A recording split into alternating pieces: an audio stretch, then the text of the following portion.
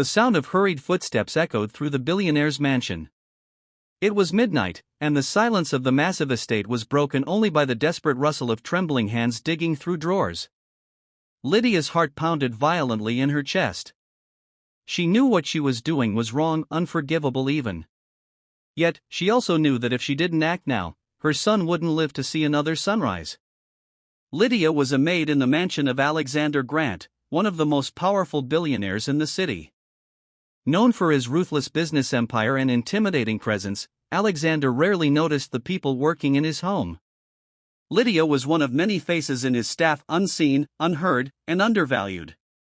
But to her little boy, Elijah, she was the entire world. And Elijah was dying. The hospital had given her the final warning: a life-saving surgery was needed within days. Without it, Elijah's frail heart would give out. Lydia had begged, borrowed, and sold everything she owned. But the amount required was far beyond what she could ever earn scrubbing floors and polishing chandeliers. Tears blurred her vision as she clutched the envelope of crisp bills she had just taken from Alexander's private study. It wasn't much compared to his fortune, just a small fraction of what he had lying around. But for her, it was the difference between life and death for her only child. She whispered shakily, "Forgive me, God, forgive me." But what Lydia didn't know was that Alexander had already seen her. Earlier that evening, Alexander had been in his office, reviewing contracts. His sharp eyes had noticed Lydia slipping into his private study, her movements uneasy, her face pale.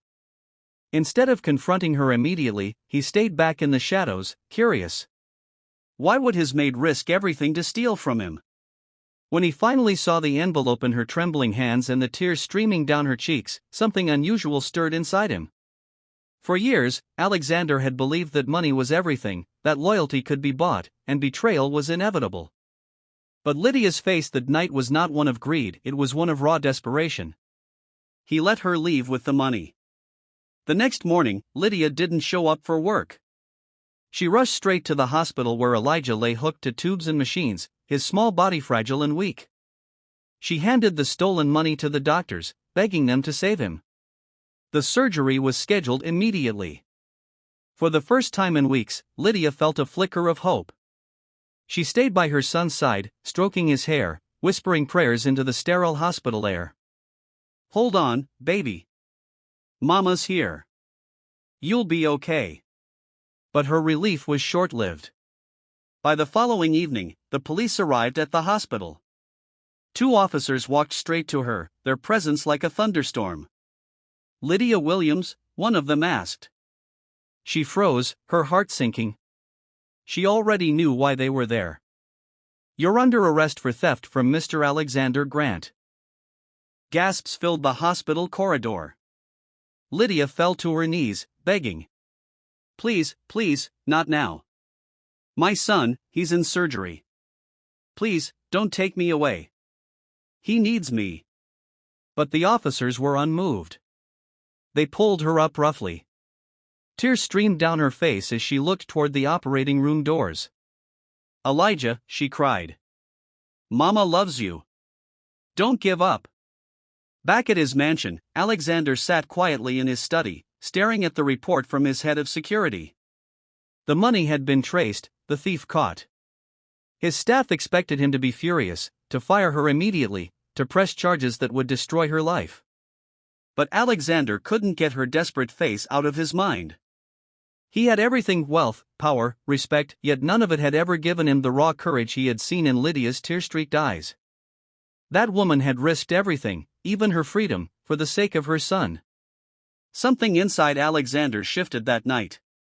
For the first time in years, the billionaire who thought his heart was made of stone felt it ache. And instead of sending her to prison, he made a shocking decision. The night was heavy with silence inside Alexander Grant's study. His staff waited anxiously for his orders. The head of security asked firmly, "Sir, shall we press full charges?" Theft from a billionaire's estate is no small matter. But Alexander didn't answer immediately. He leaned back in his leather chair, his piercing eyes staring into the dark city skyline beyond the glass windows. His thoughts were consumed not by anger but by Lydia's trembling voice echoing in his mind, "Please, my son is dying. Instead of rage, he felt something he had long buried: compassion. Finally, he spoke, his tone calm but firm. "Release her." The room fell silent. "Sir?" the head of security asked, bewildered. "You heard me," Alexander repeated. "Drop the charges. Pay the hospital bills in full. And make sure the boy gets the best doctors in the country." Everyone in the room looked stunned. This was the same Alexander Grant who had once fired a chef for a single mistake in his menu, the same man known for his cold business deals and zero tolerance for betrayal. Yet tonight, his heart had softened toward a maid who had stolen from him. Meanwhile, Lydia sat in the holding cell, her hands shaking, eyes swollen from crying. Every second away from Elijah felt like torture. She prayed endlessly, whispering his name through her tears. Just when despair had swallowed her whole, the cell door opened. An officer stepped in with a puzzled look. "You're free to go." Lydia blinked, confused. "What?" "But I stole." The officer shrugged. "Mr. Grant dropped the charges. You're lucky." Her legs nearly gave out as she stumbled out of the station, overwhelmed with disbelief. She didn't know why Alexander had spared her, but she didn't waste a second. She rushed back to the hospital, her heart hammering. When she arrived, a nurse greeted her with a smile. "You're just in time." The surgery was a success. Lydia's knees buckled as tears of relief poured down her face. She ran into the room where Elijah lay, pale but alive. She clutched his tiny hand, whispering, "Mama's here, baby. We made it. You're safe."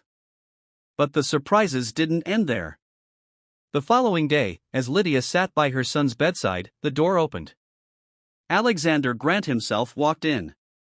His presence was commanding, dressed in his tailored suit, yet his expression was softer than she had ever seen. Lydia froze, fear and shame rushing back into her chest. She stood immediately, trembling. "Mr. Grant. I am sorry. I don't have words. I stole from you. You can hate me, punish me, fire me, do anything, just please, don't take me away from my son." Alexander raised his hand gently, stopping her. "Sit down, Lydia." His voice wasn't harsh, it carried a weight of sincerity. She obeyed, clutching Elijah's hand tightly. "I know why you did it," Alexander said. "I saw you that night. I watched you cry as you took the money. You weren't stealing for greed. You were fighting for your child's life. And that," he paused, his eyes softening. "That is something I cannot punish." Lydia broke down into tears.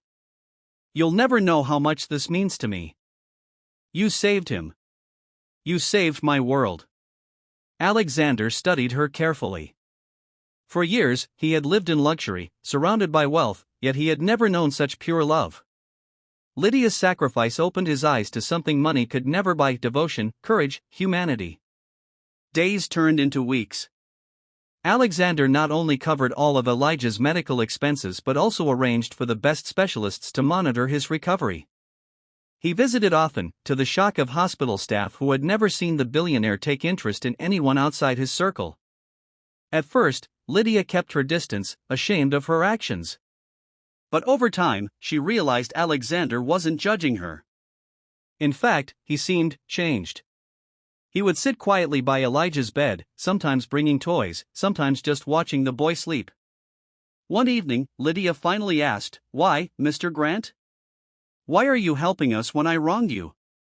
Alexander leaned back in his chair, his eyes distant. "Because once, a long time ago, I lost someone I loved. My wife and I had a son. He was very sick. I had all the money in the world, but I couldn't save him. She left me after that, and all I had left was my empire. I thought money was everything. But you reminded me," his voice cracked slightly, "love is everything." Lydia's eyes filled with tears. For the first time, she saw the man behind the billionaire, the father who had lost everything. When Elijah finally returned home, healthier and stronger, Alexander made another shocking announcement. He offered Lydia a new position, not as a maid, but as his personal assistant, with a salary far beyond anything she could have imagined. Why me? She asked, stunned. Because, Alexander replied, I don't need another employee. I need someone I can trust. And if you can risk everything for your son, then I know you'll never betray me. Months passed, and life changed dramatically for Lydia and Elijah. The little boy grew stronger each day, running through gardens he had once only seen through hospital windows. Lydia worked closely with Alexander, helping him not just in his business but in rediscovering his humanity. Rumors began to spread in the city. The ruthless billionaire was no longer the same. He donated to hospitals, funded children's surgeries, and even started a foundation in honor of his late son, an idea inspired by Lydia's courage. One evening, as they stood together watching Elijah play in the garden, Alexander said quietly, You stole from me once, Lydia. But in truth, you gave me back something I had lost, my heart. Her eyes welled with tears. And you gave me back my son. They exchanged a look that said everything words couldn't: gratitude, respect, and a bond stronger than any contract. The story of Lydia and Alexander became a reminder to all who heard it. Sometimes desperation drives people to choices they never thought they'd make. But behind those choices, there is often love, pain, and sacrifice. Alexander learned that money may build empires, but love builds humanity. Lydia learned that even the coldest hearts can be moved by truth and sacrifice. And Elijah grew up knowing that his mother's courage, and a billionaire's unexpected mercy, had given him a second chance at life.